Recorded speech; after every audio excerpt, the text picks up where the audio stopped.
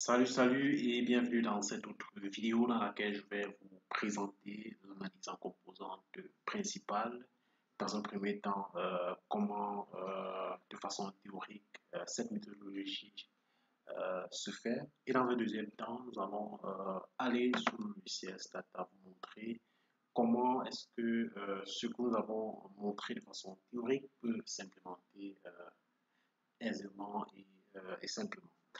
Voilà, donc si vous regardez l'une de mes vidéos pour la première fois, n'hésitez surtout pas à vous abonner et à activer les cloches de notification pour ne rien rater de mes prochaines publications. Et également un like, ça fera toujours plaisir de savoir que tous les efforts que nous consentons vous permettent de vous améliorer au quotidien. Alors, commençons tout d'abord par la partie théorique. On est confronté à une situation où on a observé un certain nombre de variables quantitatives. Il faut rappeler ici que l'analyse en composantes principales s'applique essentiellement aux variables quantitatives ou alors les variables qualitatives ordonnées. Donc, les variables qualitatives, si vous voulez mettre en œuvre une étude, une analyse en composantes principales, si parmi vos variables, vous avez des variables qualitatives, elles doivent être ordonnées. Donc, dans un sens, et elles doivent être ordonnées dans le même sens, soit dans le sens ascendant ou bien le sens descendant. Mais toujours est-il que dans le cas d'une étude, dans le cas d'une analyse en composantes principales, vous avez n individus sur lesquels vous avez observé n variables. Vous avez par exemple des individus peuvent être par exemple des pays sur lesquels vous avez observé un certain nombre d'indicateurs socio-économiques, peut être le PIB, le taux de chômage, le taux d'investissement, le taux d'ouverture, un certain nombre d'informations macroéconomiques par exemple qui peuvent... et puis à partir de ces observations sur vos individus, vous avez des individus, vous avez un certain nombre de variables, vous voulez par exemple synthétiser l'information de telle sorte que étant donné un certain nombre d'informations simples, pas sur toutes les variables, vous puissiez avoir une idée du niveau, par exemple, du développement du pays. Au moyen de ces observations-là, on peut par exemple utiliser l'analyse en composantes principales pour pouvoir construire par exemple un indicateur de développement, un indicateur qui pourra dire si, à quel niveau se situe le développement du pays. Mais on n'en est pas encore là. Et donc, comme résultat, on peut visualiser les individus, la notion de distance entre les individus, on peut visualiser les variables en fonction de leur corrélation. Et donc, pour tout dire, l'analyse factorielle, l'analyse en composantes principales permet de synthétiser l'information. Vous pouvez avoir un certain nombre d'individus et une multitude de variables difficiles à gérer. Et pour ces raisons, vous pouvez utiliser l'analyse en composantes principales pour synthétiser les variables, peut-être en deux variables qui sont une combinaison linéaire de ces variables, puisqu'il faut déjà signaler que pour mesurer la qualité de la représentation, des représentations obtenues, il y a un certain nombre de critères. Il y a des critères qui peuvent être globaux, et puis des critères individuels. Vous pouvez, par exemple, donner des noms à vos axes pour pouvoir expliquer la position d'un individu. Vous pouvez utiliser éventuellement des variables supplémentaires en illustrative, si elles sont, par exemple, qualitatives, pour pouvoir bien expliquer votre nuage. Donc, comme je le disais tantôt, en analyse en composantes principales, on a un problème. Quel est le problème? On a des données sur P variables quantitatives observées sur n individus. Voilà, donc ce qui nous permet d'avoir notre matrice que vous voyez affichée à votre écran, où on a pour chaque individu les réalisations de nos différentes variables. Donc, et sur la ligne, nous avons les réalisations de chaque variable pour étant donné un individu donné. Par exemple, à la ligne N, vous verrez que l'individu N a X1 N x1, par exemple, si on prend l'individu I, autant pour moi, à la ligne I, vous verrez que l'individu l'individu I a une réalisation x1i pour la variable x1, x2i pour la variable x2 et ainsi de suite jusqu'à xip pour la variable xp. Et donc, étant donné cette matrice-là, on a sur laquelle les individus sont les éléments d'un espace vectoriel réel de dimension P, plus précisément RP, et les variables sont les éléments de Rn. Donc on peut donc essayer de synthétiser cette information là si on a un amalgame pour pouvoir bien représenter les individus, pour que les individus puissent mieux expliquer les comportements des individus de notre échantillon. Donc on observe, on cherche à représenter le nuage de points des individus. Dans un premier temps, à chaque individu que l'on note EI, on peut associer un point dans RP, P représentant le nombre d'individus. Donc à chaque variable X, on peut associer un axe de notre espace RP. Donc on peut associer un axe. Et donc on peut faire une représentation. Là, c'est une représentation lorsqu'on est en dimension 3, par exemple. Vous voyez ici que lorsqu'on a plus de 3 variables, la visualisation devient impossible. D'où l'importance de l'analyse en composante principale, qui va consister à synthétiser l'information en peu d'axes, en général tout au plus 3, pour pouvoir faire des schématisations, pouvoir mieux visualiser, pouvoir mieux utiliser l'information dont on a à disposition pour pouvoir prendre des décisions ou alors résoudre des problèmes d'ordre pratique. Voilà. Le principe de l'analyse en composante principale, c'est que on cherche une représentation des n individus dans un sous-espace vectoriel FK de RP de dimension K, en général très petit, 1, 2, 3, tout au plus en général. Voilà, ça peut être dans un plan dans le cas où on a notre K est égal à 2, ou alors un espace dans le cas où c'est égal à 3, ou tout simplement une droite lorsque notre K est égal à 1. Donc autrement dit, on cherche à définir K nouvelles variables comme combinaison linéaire des P variables initiales qui feront perdre le moins d'informations possible et pouvoir mieux représenter la situation. Donc ces variables sont appelées les composantes principales, ces variables qui sont peu nombreuses et qui peuvent s'écrire comme combinaison de nos variables initiales, et les axes qu'elles déterminent sont appelés les axes principaux, tout de même que les formes linéaires associées sont les facteurs principaux de nos axes. Et donc vous pouvez voir qu'au départ là, si on avait une représentation en dimension 3, donc en une dimension donnée très grande de nos individus qu'on ne peut pas facilement schématiser, on peut revenir après une analyse en composante principale à 3 axes naturellement qui peuvent être facilement matérialisés et schématisés et visibles par l'œil, et puis par des cochets facilement interprétables. Donc le principe de l'analyse en composante principale permet de perdre le moins d'informations possible, et donc on a un sous-espace vectoriel FK de RP, comme je vous l'ai dit tantôt, qui devra être ajusté au mieux possible au nuage des individus, de telle sorte que la somme des carrés des distances des individus à FK soit minimale.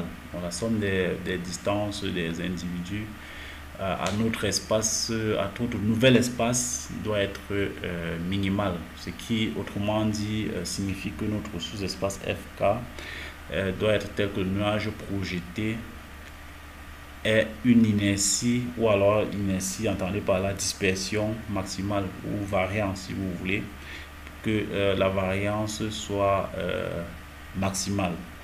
Et donc les deux conditions sont basées sur les notions de distance et de projection orthogonale notamment. Donc il faut bien choisir les distances qu'il faut utiliser dans le cadre de l'analyse en composantes principales. Vous connaissez la distance euclidienne qui se calcule par la somme des carrés des différents entre les points. Et dans un espace de dimension P, on généralise cette notion de distance euclidienne entre deux individus par la somme des carrés des distances, des différences de coordonnées entre les deux individus. Ça, la distance entre deux individus. Et le problème qui peut se poser en analyse en composante principale, c'est que c'est un problème d'unité parce qu'on peut avoir par exemple une variable qui s'exprime en mètres, une autre variable qui s'exprime en litres. Vous voyez que les unités ne sont pas concordantes et donc on ne peut pas a priori calculer cette distance-là, sinon auquel cas avoir une quantité qui n'a pas de signification. Donc il faut trouver le moyen de ramener nos variables dans la même dimension et pour cela il faut dans un premier temps centrer et réduire nos différentes variables. Centrer signifie retrancher la moyenne et puis réduire divisé par l'écart type. Donc l'ayant fait, on peut ça peut nous permettre de ramener nos différentes variables à une unité, à une variable sans unité mais qui a une signification. Lorsqu'on va revenir à nos variables initiales, on peut prendre par exemple l'exemple d'une puissance moyenne de voiture qui est de 92 chevaux avec un écart type de 24 si on est dans une population donnée. La Renault par exemple a une puissance de 140 chevaux, la Renault 21 a une puissance lorsqu'on fait la moyenne centrée réduite, la variable centrée réduite, on trouve 2, ce qui signifie que notre variable est à 2 écarts types au-dessus de la moyenne. Voilà, ça c'est une interprétation. Après avoir résolu ce problème d'unité entre nos différentes variables qui peuvent ne pas se mesurer dans des unités similaires, nous pouvons regardez par exemple la notion d'inertie totale qui n'est rien d'autre que la distance qui sépare, la distance moyenne, la moyenne des distances qui séparent les individus à l'individu moyen. G représente l'individu moyen. Donc, ou de façon plus générale, l'inertie c'est une moyenne pondérée des distances des individus à l'individu moyen ou les pondérations, la somme des pondérations est bien évidemment égale à 1. Les pondérations peuvent être choisies en fonction du contexte ou qui peut être particulier, mais l'inertie de toutes les façons est la somme pondérée des carrés des distances des individus au centre de gravité ou alors l'individu moyen si vous voulez. L'inertie mesure en fait la dispersion totale de notre nuage de points. Et donc l'inertie peut être aussi égale à la somme des variances des variables étudiées. Donc si on note par exemple V la matrice des variances covariances, l'inertie c'est la somme de nos différentes variances. Qui n'est rien d'autre que la trace de la matrice des variances, la matrice de variance covariance. Donc à titre de remarque, dans le cas où les variables sont centrées réduites, la variance est chaque variable vaut 1 naturellement, et puis l'inertie totale est égale à P, le nombre de variables de notre échantillon. Donc il est équivalent d'utiliser deux critères concernant la perte d'informations. La projection orthogonale du nuage sur le sous-espace F. Si on se donne un sous-espace de RP, La projection orthogonale de l'individu sur cet axe peut se calculer en utilisant le théorème de Pythagore. Et donc, on va chercher un espace F qui sera tel que cette distance-là, cette distance du point en question, la projection du point sur l'espace soit minimale, ce qui revient d'après le théorème de Pythagore à maximiser la somme à maximiser l'inertie. Donc la somme pondérée des écarts de ces individus à la moyenne dans le nouvel espace. Donc l'inertie totale moins la quantité à minimiser est égale à la quantité qu'il faut maximiser. Il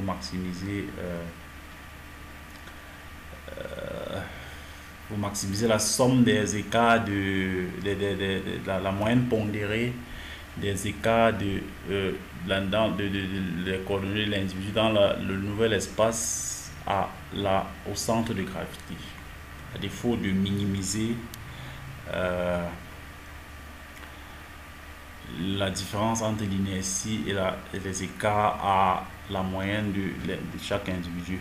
Donc, comme solution du problème posé, on peut procéder à la recherche d'axes portant le maximum d'inertie équivalent à la construction des nouvelles variables. Et donc, de variance maximale.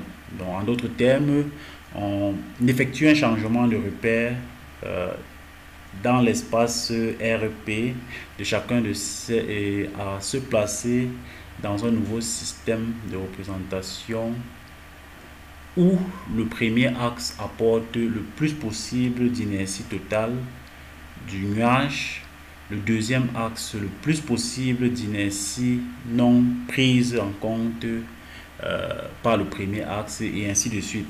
Et donc cette réorganisation s'appuie sur la diagonalisation de la matrice des variances covariantes. Donc pour pouvoir déterminer ces différents axes-là qui prennent en compte le maximum d'informations, dont le premier prend le maximum, le deuxième prend autant d'informations que possible n'ayant pas été pris par le premier axe et ainsi de suite. On n'a qu'à diagonaliser notre matrice de variance covariance et le problème est résolu. Donc l'axe principal de notre inertie ce sont les axes de direction, les vecteurs propres de notre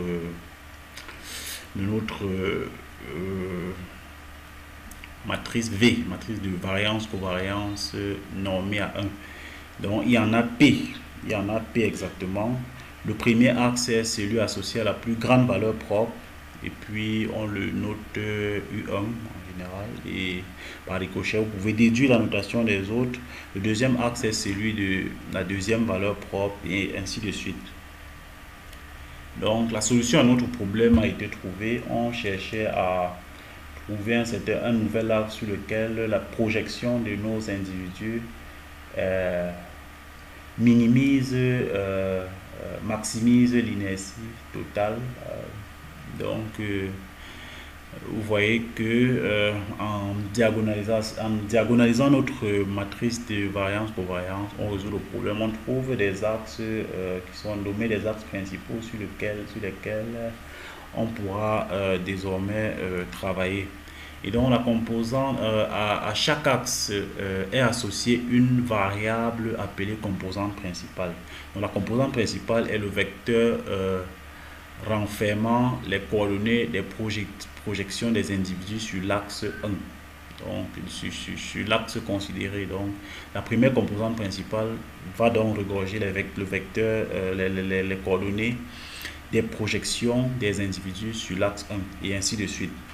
Et donc le vecteur composante principale pourra s'exprimer comme combinaison linéaire de nos vecteurs initiaux avec comme coefficient comme dans nos combinaisons nos espaces, nos coordonnées dans les espaces propres. si vous le voulez. Et donc, la variance d'une composante principale est égale à l'inertie portée par l'axe principal qui lui est associé.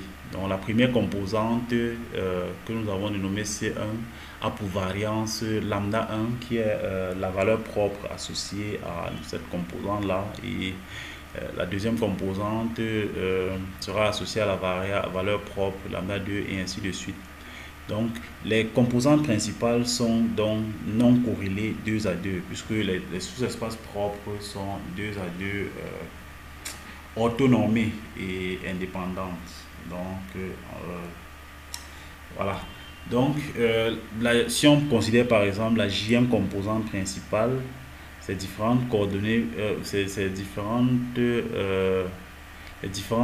composantes de sur chaque axe fournit les coordonnées de l'individu dans l'axe en question. Et donc, si on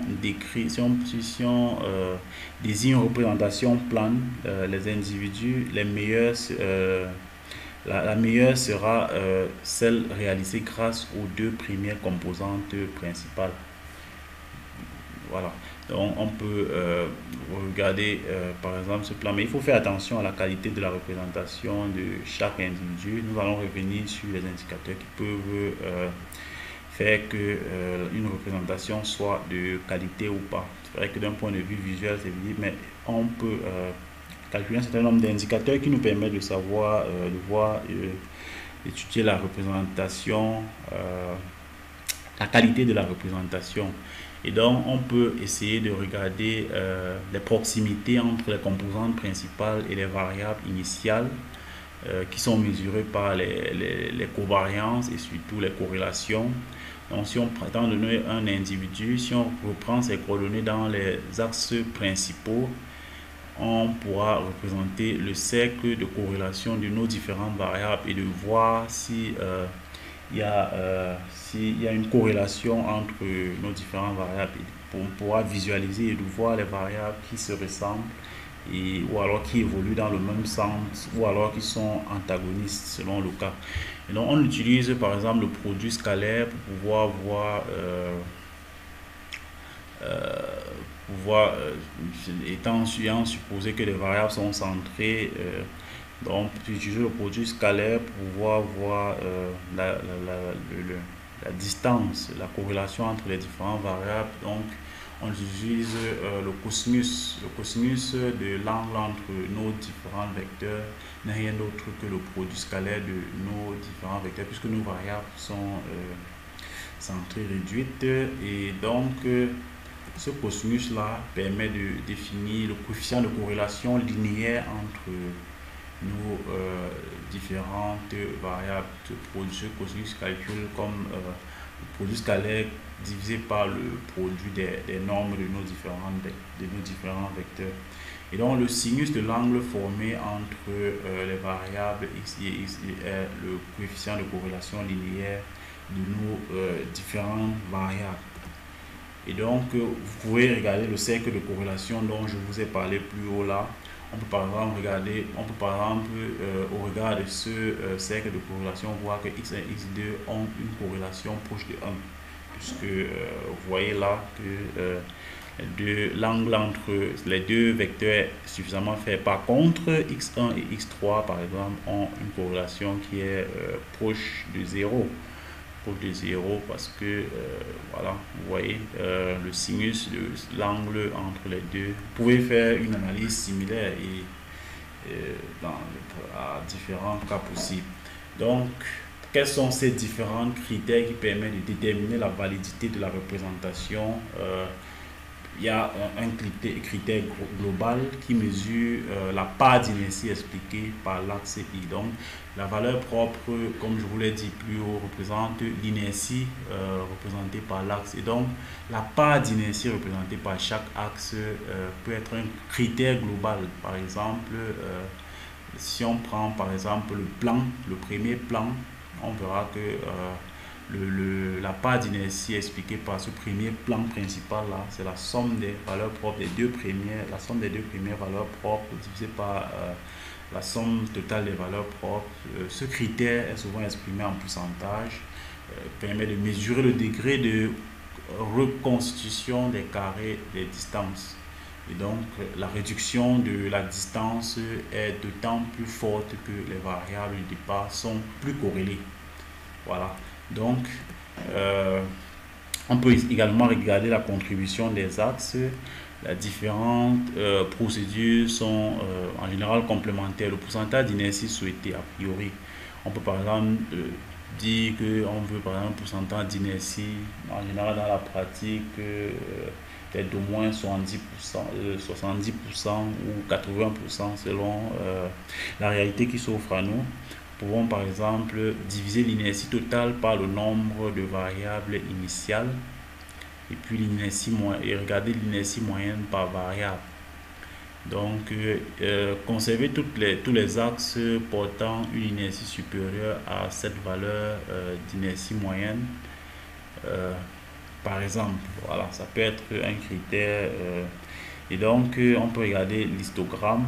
Donc, conserver l'axe associé aux valeurs propres situées avant la cassure. Vous voyez la cassure qui est située à la la quatrième valeur propre. Donc, si on conserve les axes associés aux valeurs propres situées sur la cassure, on pourra résumer au mieux l'information contenue dans notre nuage. Donc, comme autre critère individuel, un critère individuel, c'est le cosinus carré. Le cosinus carré d'un individu dont nous allons vous montrer un peu plus tard, qui n'est rien d'autre que le cosinus carré, le carré du cosinus de l'angle qui existe entre notre individu et sa projection sur le plan, sur un plan, sur notre espace, notre sous-espace considéré. Donc, ce cosinus carré là pourra permettre de déterminer la qualité de la représentation de l'individu sur notre sous-espace. Donc, pour chaque individu, la qualité de la représentation est définie par le carré du cosinus de l'angle entre la projection et le vecteur. Donc, plus la valeur est proche de 1, meilleure est la qualité de la représentation. En général, la qualité de la représentation les qualités de représentation sont données axe par axe pour avoir la qualité de représentation. Dans un plan, on additionne tout simplement les critères correspondant aux axes étudiés. Donc, ce critère n'a pas de signification pour les individus proches de l'origine. Quand on détecte un individu pour lequel le cosinus carré est faible, on doit tenir compte de la distance à l'origine avant d'indiquer qu'il est mal représenté. Voilà. Il faut tenir compte également de la distance à l'origine. La disto. Donc, la contribution de chaque individu, il faut signaler qu'elle est très utile. Il est très utile de calculer pour chaque axe la contribution apportée par chaque individu à cet axe. Donc, si on considère la KM composante principale, CK, donc les valeurs de la composante pour le IM individu est donnée par la valeur propre qui se calcule comme la moyenne des carrés des composantes principales correspondantes à cette KM composante là. Et donc la contribution de l'individu n'est rien d'autre que la composante, le carré de la composante principale correspondant à l'individu divisé par n, puisqu'il y en a au nombre n, que divise la valeur propre correspondante, puisque ces sommes-là donnent plus précisément la valeur propre. On peut définir un indicateur en considérant l'entité correspondant à l'individu que l'on divise par la valeur propre. Et donc, cette contribution-là peut être étudiée en pourcentage pour voir quelle est la contribution de chaque individu à chaque acte. Nous allons y revenir de façon plus pratique à la fin de ce tutoriel. Donc, à titre de remarque, vous pouvez Donc, vous en apercevoir qu'il n'est pas souhaitable qu'un individu ait une contribution excessive. Donc, ce qui pourrait bien évidemment biaiser notre analyse. Donc, la recommandation qu'on fait en général, c'est d'éliminer les individus dont la contribution est trop importante. Donc, le problème qui peut être un problème des enquêtes par sondage. Donc, tout à l'heure, nous avons parlé du cercle de corrélation qui est la projection du nuage de variables sur les plans correspondants, sur les plans des composantes principales. Et donc la corrélation, ce n'est rien d'autre que le sinus. Et donc, nos différentes variables bien représentées sont celles qui sont proches du cercle, puisqu'on avait dit que tout à l'heure que les variables étaient celles dont le cosinus carré était proche de 1. Donc celles qui sont proches de l'origine sont mal représentées, tout simplement. Et donc, quelle interprétation externe peut-on donner aux variables et individus supplémentaires ou alors les individus illustratifs? Donc, si on a des variables quantitatives, on calcule le coefficient de corrélation entre les variables supplémentaires et les composantes principales. Ceci permet sa représentation sur le cercle de corrélation.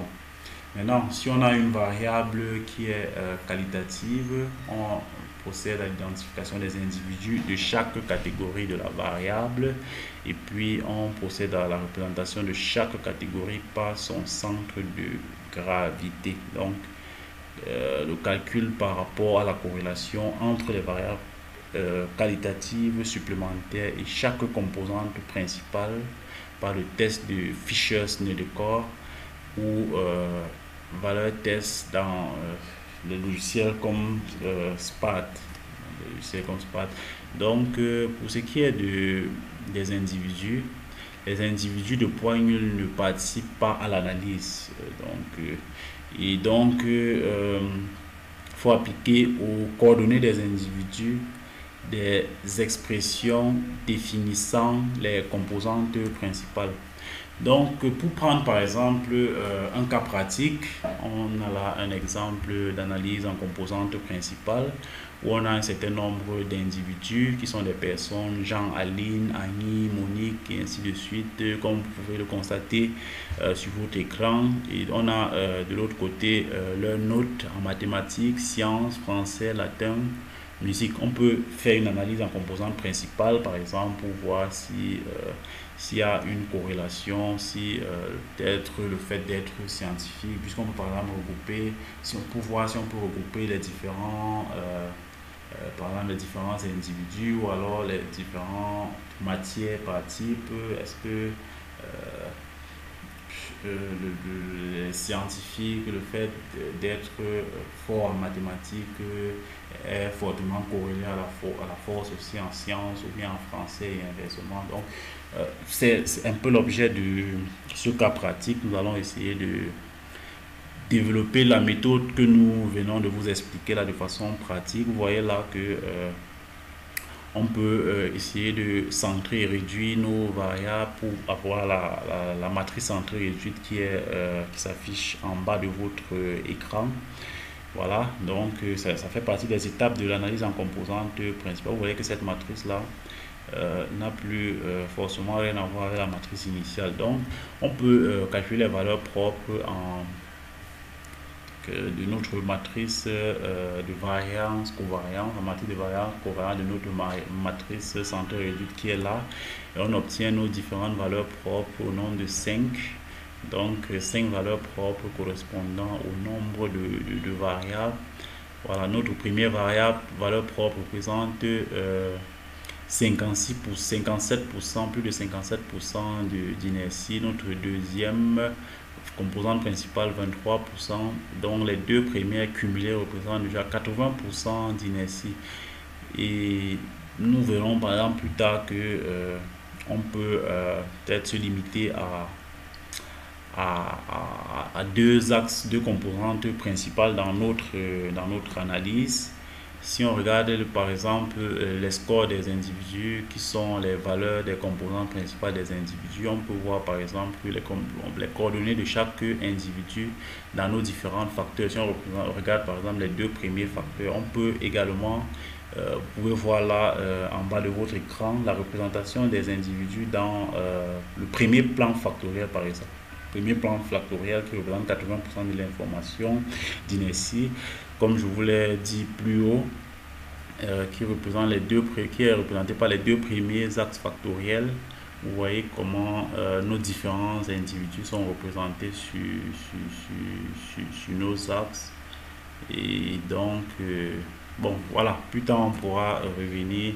On peut regarder les contributions relatives de chaque individu à la formation de la composante principale donnée, qui est l'inertie relative à l'individu sur l'axe factoriel.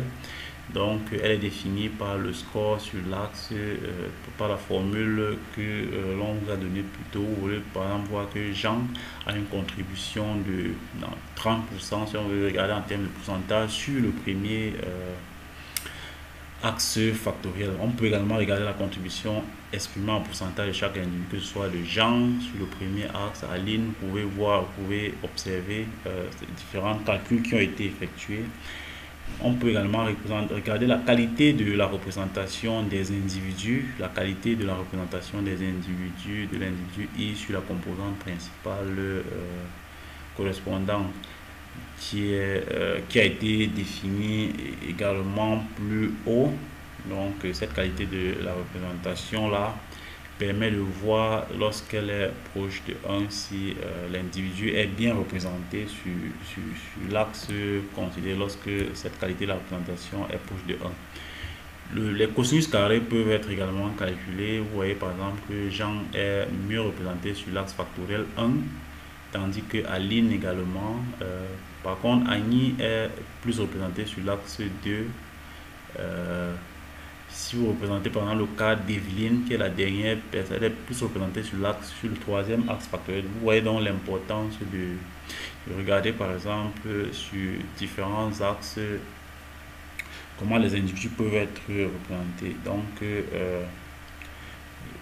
si on prend par exemple le cas de Jean, la qualité de la représentation par le plan factoriel 1, 2 s'obtient en cumulant tout simplement l'inertie. Et donc si vous voyez, vous verrez par exemple que on pourrait utiliser par exemple cette qualité de la représentation là comme sur l'axe 1, sur deux axes, puisque ces axes représentent, il y a 80% de l'information, comme indicateur de performance. Donc les individus qui auront une qualité de la représentation plus élevée seront sur les individus pouvant avoir les meilleures performances. Donc on peut au moyen donc regarder également la saturation des variables qui sont les coordonnées factorielles des variables. Donc elles sont égales au coefficient de corrélation entre les variables centrées réduites de part et les scores des individus. Les scores des individus correspondants.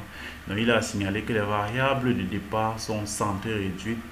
Les scores sont centrés, et puis les variables, la variance est égale aux valeurs propres correspondantes. Et on peut donc retrouver la saturation à l'aide d'un calcul tel que donné là, au moyen des coordonnées factorielles qui sont données là. Donc vous pouvez regarder par exemple sur le cercle de corrélation correspondant à nos données que la science et la mathématique sont deux variables très corrélées, parce que l'angle, la corrélation entre les deux, l'angle, le sinus de l'angle qui existe entre les deux sont et les deux individus sont très bien représentés sur les deux premiers axes, sur le premier plan factoriel constitué de deux premiers axes factoriels, puisque ces individus sont quasiment proches du cercle, sont quasiment sur le cercle de corrélation. On peut également remarquer une corrélation entre le latin et le français, qui peut laisser présager qu'il y a une connotation, qu'il y a des individus à connotation scientifique et des individus à connotation littéraire. On peut par exemple voir que la musique n'est fortement corrélée à aucune de ces différentes variables, ce qui peut être peut également laisser présager que le fait d'avoir une bonne performance en musique n'a pas de lien avec le fait qu'on soit par exemple scientifique ou littéraire. Vous voyez comment on peut utiliser l'analyse en composante principale pour pouvoir simplifier l'information et pouvoir plus tard euh, euh, catégoriser les individus. Donc, vous pouvez vous regarder par exemple sur la représentation sur le deuxième plan factoriel qui est conçu du premier et du troisième. Vous voyez qu'il y a presque les mêmes corrélations, mais par contre les individus ne sont pas bien représentés parce que voilà, les points ne sont pas proches du cercle, tout autant que le cas précédent du premier plan factoriel où les individus étaient quasiment sur le cercle de corrélation. Donc, il serait préférable, par exemple, d'utiliser cette représentation sur le premier plan factoriel pour pouvoir faire nos analyses. Alors, l'analyse en composante principale sous Stata est assez simple. Vous avez plusieurs options. L'une des options, c'est de pouvoir utiliser la commande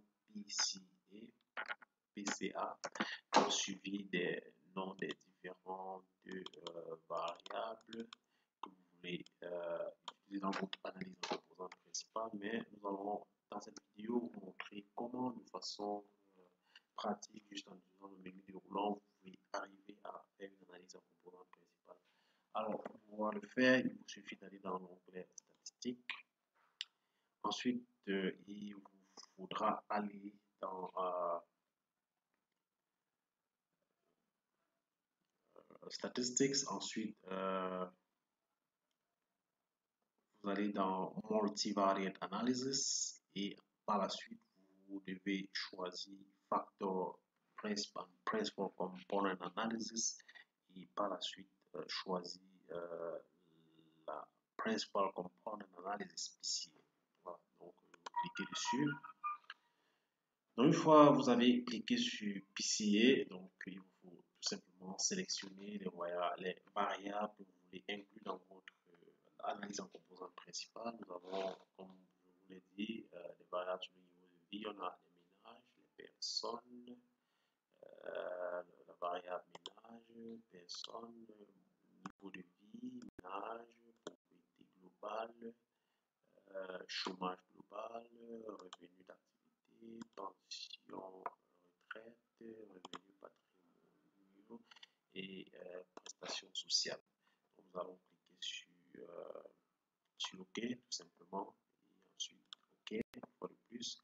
Et là, vous voyez que les résultats de votre analyse en composante principale ont été générés. Donc, on a d'abord dans un premier temps le tableau des valeurs propres de notre analyse qui relate les valeurs propres des plus grandes aux plus petites, ainsi que la proportion que représentent les valeurs propres et la proportion cumulée. Donc, on a, pour ce qui est de la première composante, une valeur propre qui représente 66%, qui cumule à elle 66% d'inertie, tandis que la deuxième 24%. Donc, les deux premières composantes principales cumulent déjà à elles 90% d'inertie et vous pouvez constater la suite. Donc, on a également les vecteurs propres qui sont les composantes principales de nos. Voilà, donc on a affiché les 6 premières composantes principales. Donc on a les 10, autant pour moi, les 10 premières composantes principales. Mais on ne peut pas s'arrêter en si bon chemin. Faut pouvoir, n'est-ce pas, représenter les graphiques des individus suivant les axes ou alors le tracé de valeurs propres et bien d'autres analyses possibles. Donc, pouvoir manager tout cela. Donc, par exemple, pour ce qui est des graphiques, il faut égal aller dans statistique, multivariate analysis, et ensuite factor and principal component analysis, et ensuite post estimation. Donc on peut choisir par exemple de représenter screen plot of eigenvalue, les valeurs propres, donc on va représenter les valeurs propres. Donc une fois cliquer sur entrée, donc oui, n'est-ce pas? Regardez là, on voit la représentation du n'est-ce pas, du graphique de valeur propre. Vous voyez la plus grande valeur propre suivie de la seconde et puis une décroissance qui peut vous permettre de faire vos différentes analyses. Vous pouvez également, toujours dans Statistics, Multivariate Analysis, Factor Principal Component Analysis, Post Estimation. Vous pouvez par exemple faire le rotate loading, vous pouvez faire le loading plot, vous pouvez faire, par exemple faire représenter les scores des variables, les individus sur les axes. Par défaut, vous le représenter sur les deux premiers axes, et nous avons constaté d'ailleurs que dans notre analyse, les deux principaux axes représentent déjà 90% de l'inertie, qui représente une masse assez forte, une représentativité assez forte pour pouvoir utiliser les deux premières composantes pour représenter notre nuage de points.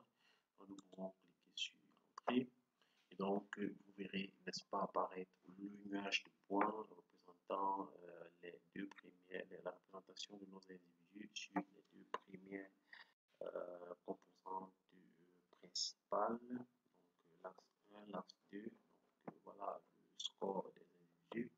Donc une analyse de la plus pertinente possible c'est de pouvoir par exemple construire un indicateur en utilisant, n'est-ce pas, cette analyse en composant principal pour pouvoir par exemple construire un indicateur de niveau de vie, donc qui sera tel que plus il sera élevé, plus le niveau de vie sera considéré comme élevé dans la région concernée. Donc il vous suffit d'abord de faire là. Vous voyez que parmi les variables qui sont là, on n'a pas les composantes principales. Donc nous allons faire leur prédiction. Nous pouvons aller dans Statistics, ensuite descendre plus bas dans Post Estimation,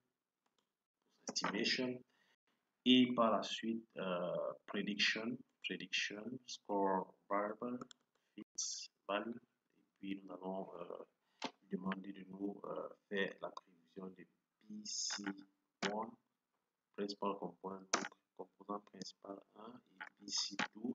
Donc nous aurons les valeurs de nos deux premiers composants qui pourront nous permettre de construire notre indicateur. Donc nous cliquons sur OK. Donc vous voyez que là, ces deux composants principaux, ces scores sur les deux premiers axes ont été générés.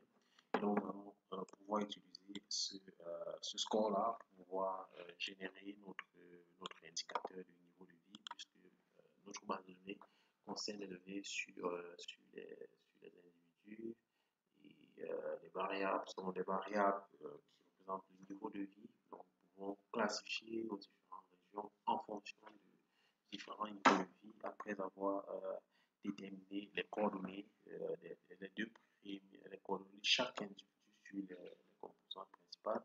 Nous allons utiliser l'inertie. On a les deux premières valeurs propres qui sont 6,6 et 2,47. Donc nous allons utiliser ces valeurs propres pour pondérer notre indicateur. Donc notre indicateur sera une moyenne pondérée par les valeurs propres.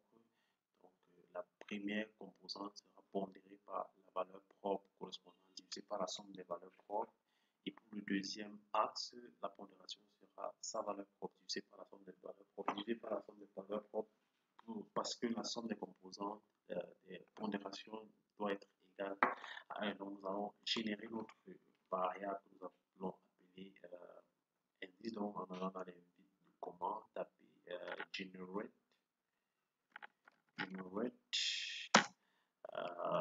id equal, donc égal notre valeur propre c'est 6,6, notre première valeur propre divisé par 6,6 plus 2,47. Voilà, donc nous fermons la parenthèse, tout ceci multiplié par PC1 plus cette fois-ci 2,47, n'est-ce pas,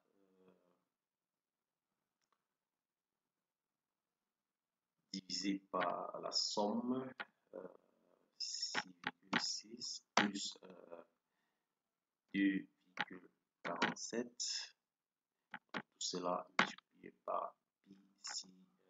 Je vais cliquer sur Entrée. Donc vous voyez que ma variable indice a été générée. Donc nous pouvons aller dans notre table de valeur pour voir nos trois dernières variables qui ont été générées, à savoir les composantes principales et l'indicateur qui varie en fonction des différentes régions. Donc notre indicateur a été construit en utilisant une moyenne pondérée de nos composantes principales qui sont censées représenter la majeure 90% des informations contenues dans nos